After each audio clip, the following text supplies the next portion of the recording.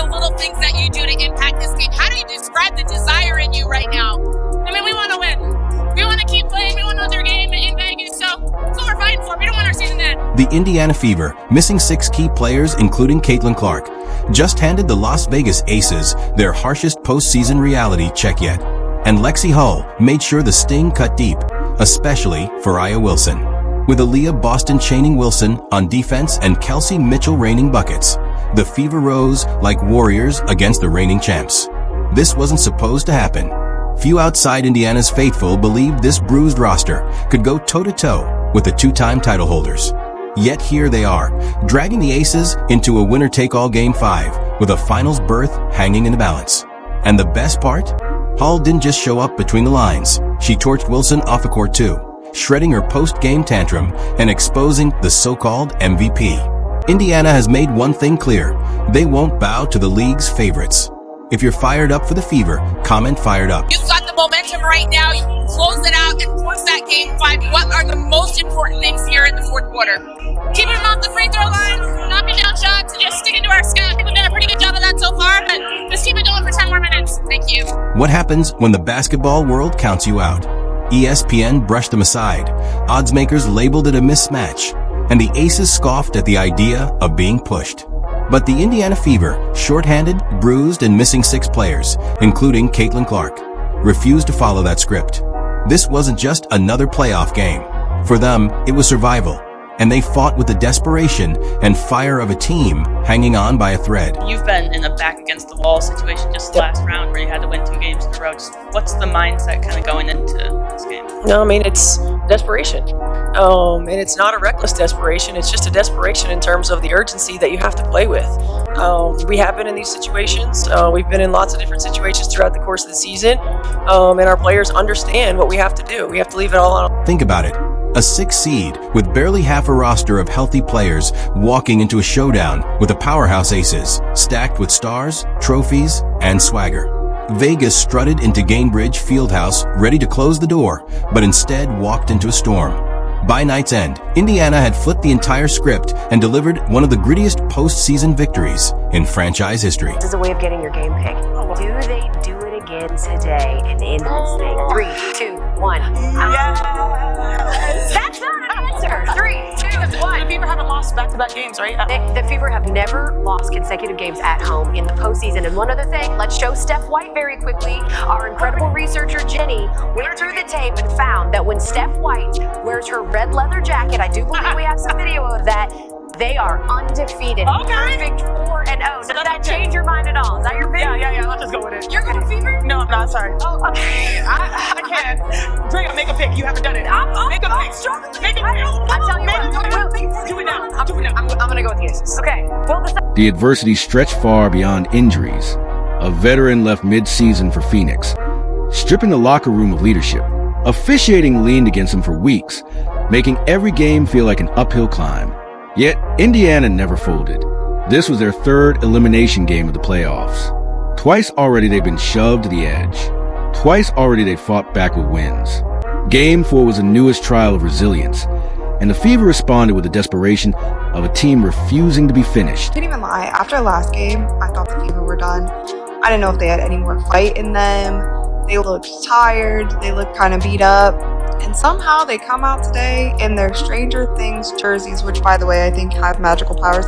They come out in their Stranger Things jerseys and beat the Aces. And they beat the Aces even with Asia scoring 31 points, I believe it was, playing so much more efficiently than last game. And somehow they come out and win this game with their backs against the wall, win or go home game, and force a Game 5 against the Aces. Execution made the difference. Indiana valued every possession, crashed after loose balls, and locked in defensively.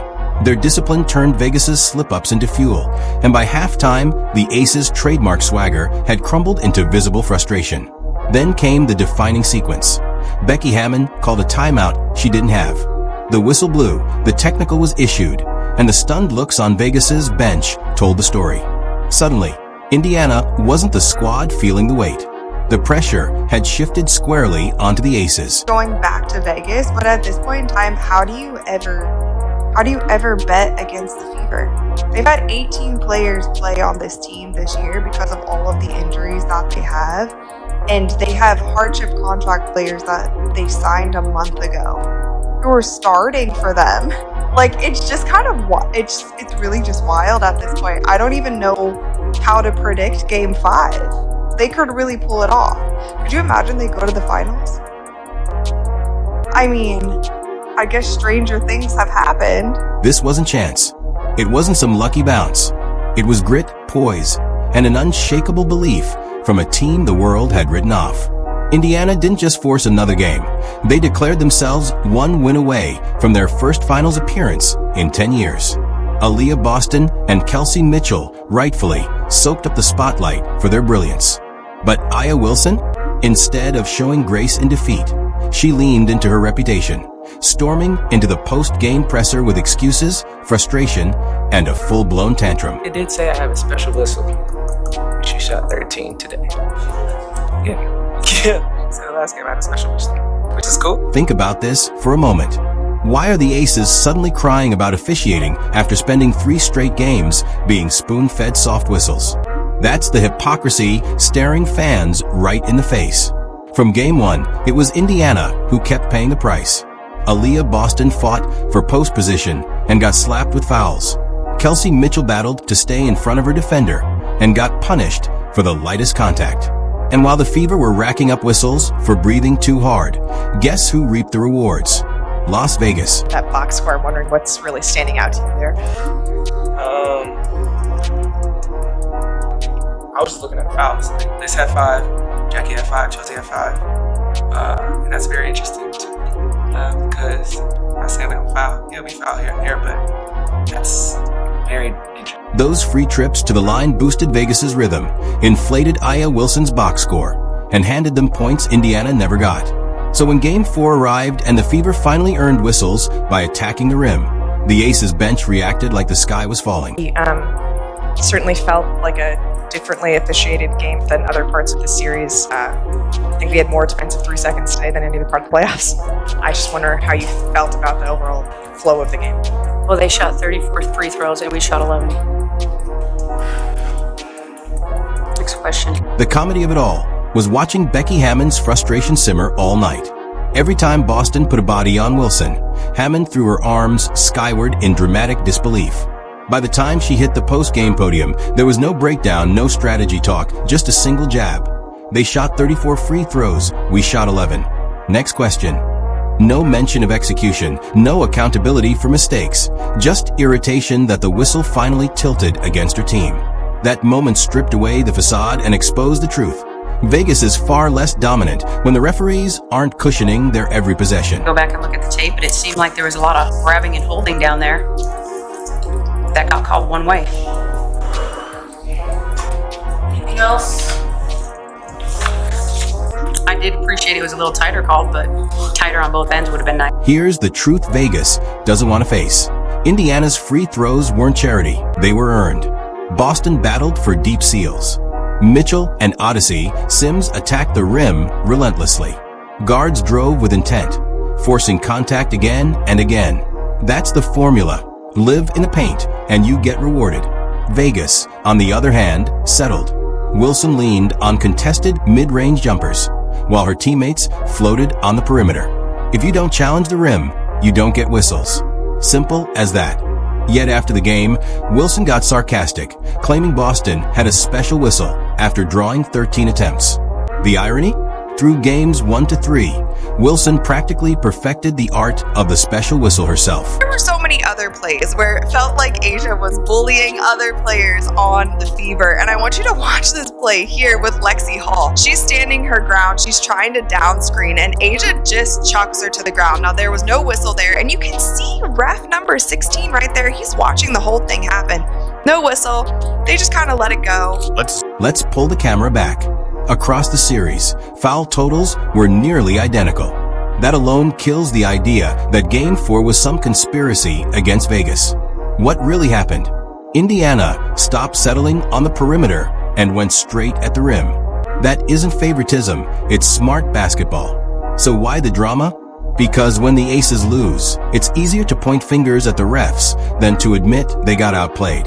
The truth is simple. Vegas didn't drop Game 4 because of whistles.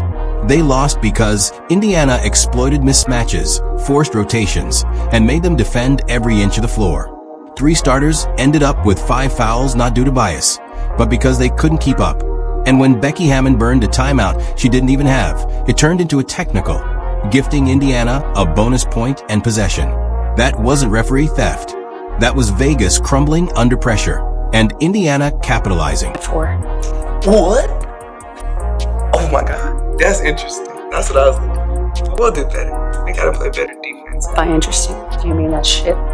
Yeah, I can't say that because I got a brand to protect. But Say it, I have no brand. yeah, it's interesting. But we'll be. Strip away the excuses, and Game 4's tantrum rings empty. Vegas wasn't undone by some grand conspiracy. It was exposed. The Aces got bullied in the paint, outworked on the glass, and flat out hustled by a roster running on half strength. And that special whistle Wilson whined about? It wasn't special at all. It was Indiana finally delivering special basketball and forcing Vegas to The job Aaliyah's been doing this series. I mean, she's a force in the paint, and we wouldn't have won last night's game, any of our games without her. So I'm proud of her ability to be consistent and continuing to impact the game, not only offensively, but her ability to impact Asia's game defensively has been. You heard that right. Lexie Hull didn't sugarcoat it. She put the spotlight exactly where it belonged, on Aaliyah Boston, the anchor who smothered Aya Wilson from the opening tip to the final buzzer. No theatrics, no excuses, just cold truth. Wilson's 31 points might look impressive on paper, but every bucket came through Boston's iron grip. Contested shots, denied drives, nothing easy. And Boston didn't just lock her down defensively. She punished Vegas on the other end with 24 points, 14 rebounds, and 5 assists, setting the tone in every possession. That's what real dominance looks like, dictating both ends, forcing Wilson into a grind, and then flipping it into buckets of her own. Hull getting back to Young. Young, free to shoot, bounces. Lloyd gets swallowed up by Boston.